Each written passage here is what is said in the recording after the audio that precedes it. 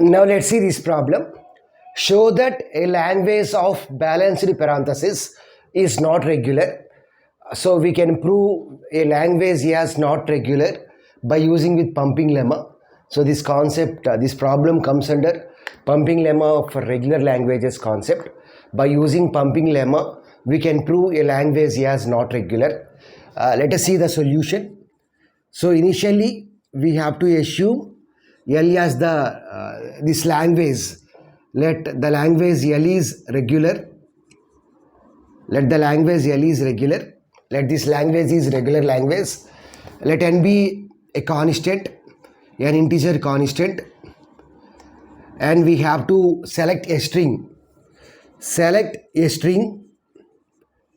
Let the string is denoted by Z, such that select a string from language L, such that, so by satisfying this condition, we have to select the string mod Z is greater than or equal to n. So first let us write the language balanced parenthesis. So balanced parenthesis means every left parenthesis should have the corresponding right parenthesis. So this is balanced parenthesis. Left parenthesis has right parenthesis.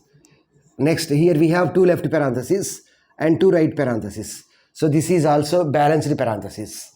So next one, this is also balanced parenthesis. For this left we have this right, for this left we have this right. So likewise we can construct n number of examples. So here we need to select a string from this language. So let Z is equal to, so before that let us assume n is equal to 2. So 2 means we should have two left parentheses and two right parentheses. So we can take either this one or this one. So let us take this one, or we can take this one also, there is no problem. Let Z is equal to left parenthesis, right parenthesis, right parenthesis. Let's check whether this condition is satisfied or not. Mod Z is greater than or equal to n. Mod, what is Z? Left parenthesis, right parenthesis, greater than or equal to n means 2. So mod, so here what is the length of this string? So 1, 2, 3, 4. So 4 is greater than or equal to 2.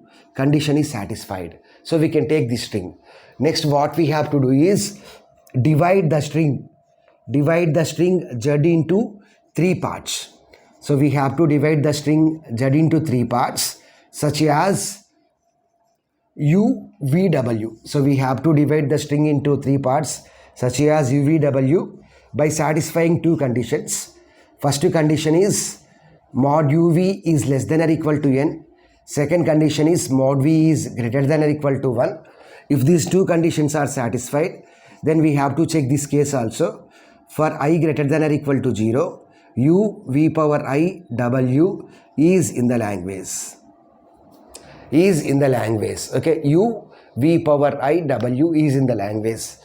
So divide Z into 3 parts. So here the string is left parenthesis, right parenthesis, by satisfying these two conditions. Let us assume that this is U, this is V, whereas these two are W. It is our choice. We can take in any, we can take U as left parenthesis, V as one right parenthesis, W as one right parenthesis. There is no problem. But we need to satisfy these two conditions. So what is the first condition? Mod UV is less than or equal to n. Mod, what is U? Left parenthesis, what is V? Left parenthesis is less than or equal to n. What is the length of the string? So left parenthesis. So length is 2. So 2 is less than or equal to 2. So condition is satisfied. 2 is less than or equal to 2. Condition is satisfied. Okay. So 2 is less than or equal to 2. So condition is satisfied. The second condition is mod V is greater than or equal to 1. So what is V? V means left parenthesis is greater than or equal to 1. Mod left parenthesis means 1. So 1 is greater than or equal to 1. Condition is satisfied. So both the conditions are satisfied. So we have to check this condition also. So I greater than or equal to 0. So initial value of I is 0. What is the condition? U V power I W. So what is U here? U means left parenthesis, V means left parenthesis, I means 0, W means right parenthesis. So left parenthesis power 0 is equal to epsilon.